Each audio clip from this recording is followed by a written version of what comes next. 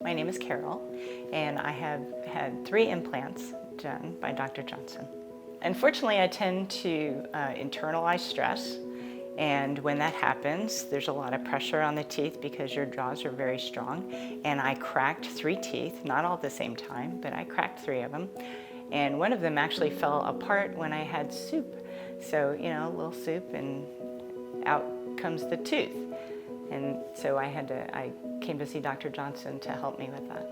So when I came up and I made my appointment, I came in and my first impression was it was very welcoming, very low key, they're very professional, but really very welcoming and warm. They care about you as a person, not just your business, which I found really heartwarming. When I first met Dr. Johnson, he came in, he introduced himself to me.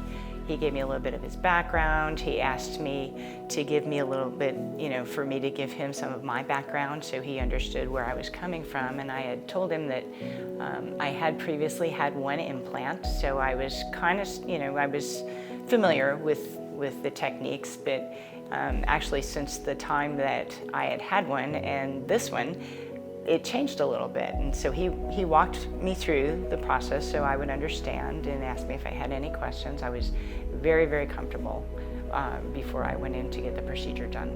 My experience since getting the implant is you do have the feeling that it is your own tooth, which is really nice because I've talked to others who don't, and food and those kinds of things, just you don't have the same experience. I think it's important when dentists are trained to do certain things, and when the need gets deeper or specialized, I think it's really important to go see a specialist, because that dentist has been trained specifically to do the work that you need to have done.